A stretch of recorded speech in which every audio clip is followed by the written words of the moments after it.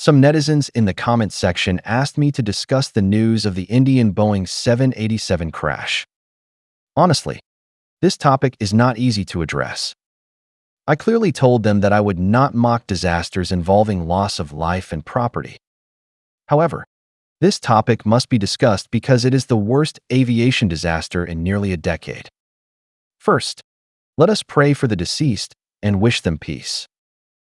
On June 12, 2025, Air India Flight AI-171, a Boeing 787 Dreamliner with registration TAMP, was flying from Ahmedabad, Gujarat, to London Gatwick Airport.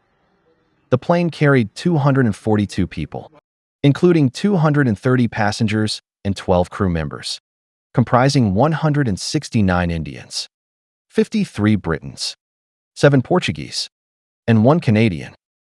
It crashed into a medical college dormitory building in the Meghani Nagar residential area near Sardar Vallabhbhai Patel International Airport. It is confirmed that over 200 passengers died, while casualties and property damage on the ground are still being assessed. Former Gujarat Chief Minister Vijay Rupani was confirmed dead, making him the second Gujarat Chief Minister to die in a plane crash. I am not an expert in aviation safety, so I can only discuss some simple points. Keywords: Boeing, Air India, Gujarat. First, let's talk about Boeing. From the crash video, the plane showed clear signs of insufficient lift shortly after takeoff. Some say it was pilot error. Others point to mechanical failure, and some suggest the engine may have struck a bird. The exact cause awaits investigation. But one thing is certain: Boeing's accident rate has been alarmingly high recently. Since 2024, Boeing has faced multiple serious aviation safety incidents, causing significant casualties. Choosing to fly on a Boeing plane has become a high-risk decision. In my previous videos, I repeatedly suggested avoiding Boeing flights when traveling. Although plane crashes are rare, life is irreplaceable. Until Boeing fully resolves its quality control issues, we should be cautious about choosing Boeing. We may not understand the analysis reports from major airlines or aviation experts, but we must believe there are no coincidences in the world. What we can do is avoid any connection with Boeing and not entrust our safety to it. However, Boeing's decline is also closely tied to India. Hiring large numbers of Indian engineers, replacing Chinese engineers, establishing component manufacturing centers in India, and deepening India's supply chain are all easily verifiable facts.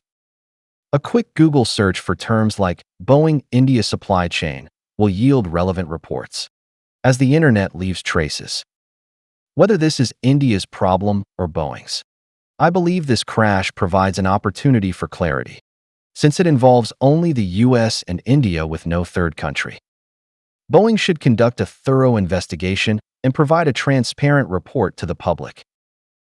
The second keyword is Air India. This is not the first time Air India has appeared in my videos. A few months ago, one of its flights had to return because most of the toilets were clogged, leaving passengers unable to use them, which became a global laughingstock. Air India not only has poorly trained cabin crew and poorly maintained planes, but also dirty environments.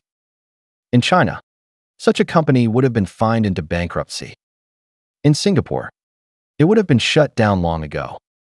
Yet, it somehow carries the name Air India and operates international flights, which is an embarrassment to the entire nation of India. Of course, India's international image is already poor, so the Indian government tolerates such a monstrosity. After this serious accident, the Indian government should rigorously overhaul its aviation industry, at the very least ensuring it does not harm passengers from other countries. The third keyword is Gujarat. Yes, this is Modi's stronghold. Modi fabricated the so-called Gujarat economic miracle using fake data. In reality, Gujarat has no miracle, only cronyism and widespread corruption. Gujarat's Human Development Index did not improve during Modi's tenure. In fact, it declined relative to the national average. During Modi's rule in Gujarat, Infrastructure planning was simplistic and crude, mainly funneling benefits to contractors through government projects. Ahmedabad is India's seventh largest city with extremely high population density. The airport should be far from residential areas. Or after construction, residential land used near the airport should be strictly restricted. This is the most basic principle of infrastructure planning and management. However, Modi and his subsequent ministers were too busy boasting on television to properly manage urban development. This plane crashed less than 2 minutes after takeoff, causing a massive explosion in a residential area, highlighting the chaos in airport construction and management planning. To put it bluntly, a dog could do a better job as Gujarat's chief minister than Modi and his colleagues. Gujarat has now lost 2 chief ministers to plane crashes, and it's time for serious reflection. Finally, I hope other countries, including China, learn from the recent string of aviation safety incidents to avoid similar disasters. Such tragedies cause immense pain no matter where they occur. I understand that. Scientifically, plane crashes cannot be completely eliminated, but we must strive to reduce their likelihood. For losses that are entirely preventable, we must achieve 100% prevention, such as those caused by planning or management issues.